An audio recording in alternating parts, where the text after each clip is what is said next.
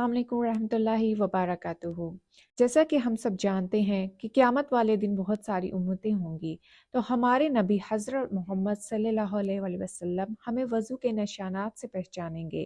अब्दुल्ला बिन मसूद रज़ी अल्लाह अन्हु कहते हैं कि अर्ज़ किया गया, अल्लाह के रसूल, आप अपनी उम्मत के उन लोगों को क़यामत के दिन कैसे पहचानेंगे जिनको आपने देखा नहीं है?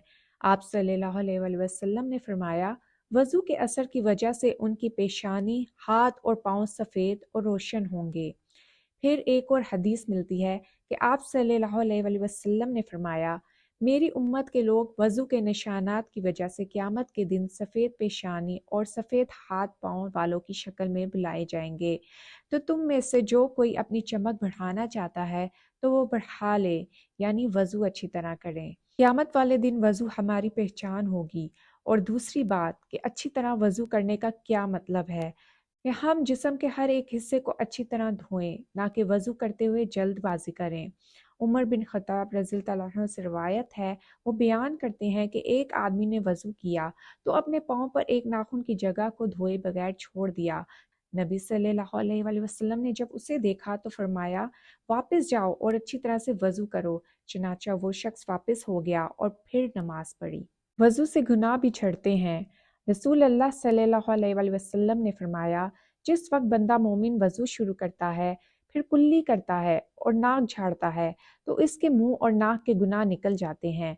फिर जिस वक्त चेहरा धोता है, इसके चेहरे के गुनाह निकल जाते हैं। चेहरा धोते वक्त गुनाह दाढ़ी के किनारों से भी गिरते हैं, और जिस वक्त वो कोहनियों समेत हाथ धोता है, तो इसके दोनों हाथों से गुनाह निकल जाते हैं, यहाँ तक कि दोनों हाथों के नाखूनों के नीचे से भी निकल जाते हैं।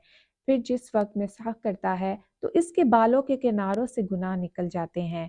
फिर जिस वक्त पाँव धोता है तो इसके दोनों पाँव से गुनाह निकल जाते हैं, यहाँ तक कि दोनों पाँव के नाखूनों के नीचे से भी निकल जाते हैं। फिर उसके बाद अगर वो खड़ा हुआ और नमाज पढ़ी, अल्लाह की तारीफ, सना और बुजुर्गी बयान की जैसे कि उसका हक है, और अपना दिल अल्लाह की याद में लगाया, तो वो गुनाहों से इस तरह पाक होकर लौटता है जैसे वो इस दिन पाक था जब उसे उसकी माँ ने जना था। वज़ू करते वक्त पानी ज़ाया करना। हमारे यहाँ बहुत से लोग इस वक्त का बिल्कुल ख्याल नहीं रखते कि वज़ू करते हुए पानी आहिस्ता खोलना चाहिए और ज़ाया नहीं करना चाहिए। वज़ू करते हुए पानी ज़ाया करना, हमारे यहाँ बहुत से लोग इस बात का बिल्कुल ख्याल नहीं रखते कि वज़ू करते हुए पानी आहिस्ता खोलना चाहिए और ज़ाया नहीं करना चाहिए, चाहे फिर आप अपने घर में हो या किसी दूसरे के घर में। अब्दुल्ला बिन उमर रज़ियल्लाहु अन्हु से रवायत है कि रसूल अल्लाह सल्लल्लाहु अलैहि वसल्लम सैयद रज़ियल्लाहु अन्हु के पास से गुजरे। वो वज़ू कर रहे थे तो आप सल्लल्लाहु अलैहि वसल्लम ने फरमाया, ये क्या इसराफ है, ये कैसा इसराफ है? उन्होंने कहा, क्या वज़ू में भी इसराफ होता है? आप सल्लल्लाहु अलैहि वसल्लम ने फरमाया, हाँ, चाहे तुम बहती नहर के किनारे ही क्यों ना बैठे हो। ये इसराफ क्या है? हमारे नबी सल्लल्लाहु अलैहि वसल्लम ने वज़ू करते हुए पानी के ज़ाया करने को भी फजूल खर्ची से तशबीह दी है, यानी वज़ू का पानी ज़ाया करना भी फजूल खर्ची में शुमार होता है। फिर चाहे आप किसी नदी है किनारे ही बैठकर वज़ू कर रहे हो, आपने पानी ज़ाया नहीं करना और इस बात का ख्याल रखना है। इसी तरह अबू हुरैरा रज़ियल्लाहु अन्हु से रवायत है कि मैंने अपने दिली दोस्त मोहम्मद सल्लल्लाहु अलैहि वसल्लम को ये फरमाते हुए सुना, जन्नत में मोमिन का जेवर नूर वहाँ तक पहुँचेगा जहाँ तक वज़ू का पानी पहुँचता है। रसूलुल्लाह सल्लल्लाहु अलैहि वसल्लम ने फरमाया, मैं तुम्हें वो चीज़ ना बताऊं कि जिसके सबब अल्लाह ताला गुनाह मिटाता है और दर्जात बुलंद करता है। सहाबा किराम ने अर्ज़ किया, क्यों नहीं।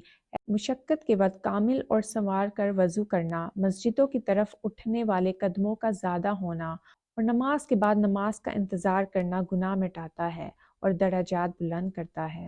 अपना ख्याल रखिएगा, दुआ में याद रखिएगा। जज़ाकल्लाह खैर।